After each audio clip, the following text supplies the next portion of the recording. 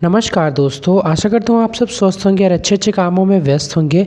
तो आज के इस वीडियो के माध्यम से हम जानेंगे कि इस बार 2026 में महाशिवरात्रि का व्रत कब है और कितने पहर हम सबको पूजा करना चाहिए।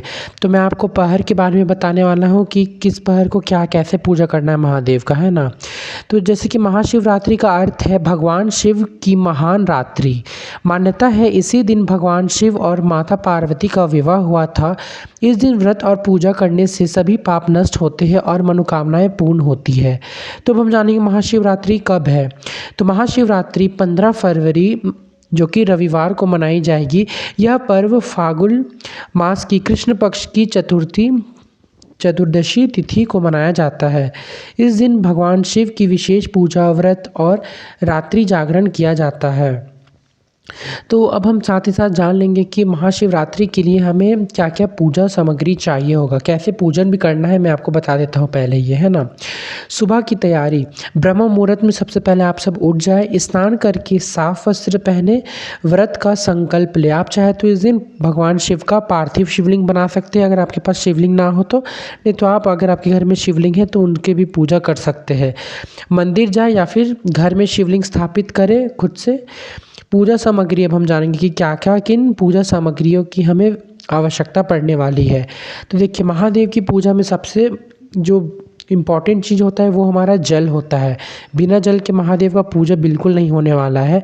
आपको जल चाहिए, गंगा जल चाहिए, दूध चाहिए, दही चाहिए, शहद चाहिए, पंचामृत अभिषेक करने के लिए महादेव का, है ना। उसके बाद फिर हमें चाहिए बेलपत्र, धतूरा, भांग, चंदन, सफ़ेद फूल। आप बेलपत्र का मात्रा, अगर आपके पास बेलपत्र ज़्यादा मिल जाए तो आप 108 बेलपत्र महादेव को इस दिन अर्पित कर सकते हैं। इसका बहुत ज़्यादा विशेष फल आपको मिलेगा। अब हम जानेंगे पूजन विधि कि आप लोगों को पूजन कैसे करनी है। शिवलिंग पर जल और गंगा जल चढ़ाए, दूध, दही, शहद से अभिषेक करें, बेलपत्र अर्पित करें। 3 पत्तियों वाला बेलपत्र आपको अर्पित करना है। इस बात का आपको विशेष रूप से ध्यान रखना है कि आपको फटा चिटा जो टूटा फूटा बेलपत्र होता है वो सब आपको महादेव को अर्पित नहीं करना है। आपको बिल्कुल अच्छा बेलपत्र महादेव को अर्पित करना है। उसके बाद फिर आप ओम नमः शिवाय का मंत्र जाप भी कर सकते हैं। फिर धूप दीप जला करके महादेव की अच्छे से आरती करें। साथ ही साथ आपको इस बात का विशेष रूप से ध्यान रखना है कि महादेव की पूजा अकेले नहीं होती, साथ ही साथ आपको माँ गौरी की भी पूजा विशेष रूप से करनी है। और जैसे कि बहुत लोग 108 शिवलिंग की पूजा करते हैं खुद से बना करके, जो होते हैं पार्थिव शिवलिंग की पूजा करते हैं आप, तो आप 108 शिवलिंग भी बना करके पूजन कर सकते हैं, नहीं तो आप एक पार्थिव का शिवलिंग बना करके भी पूजा कर सकते हैं। लेकिन 108 शिवलिंग का पूजा करने से बहुत विशेष फल प्राप्त होता है। तो इस बात का आपको विशेष रूप से ध्यान रखना है कि जब भी अगर हम नॉर्मल दिन में पार्थिव शिवलिंग बना करके पूजा करते हैं तो हमें सूर्यास्त से पहले उनका विसर्जन करना होता है। लेकिन जब भी आप शिवरात्रि के दिन पार्थिव शिवलिंग की रचना कर रहे हैं तो आपको रात भर रहने दीजिएगा, फिर सुबह में आप विसर्जन कर सकते हैं। ऐसा कोई प्रॉब्लम नहीं होता है शिवरात्रि के दिन, है ना।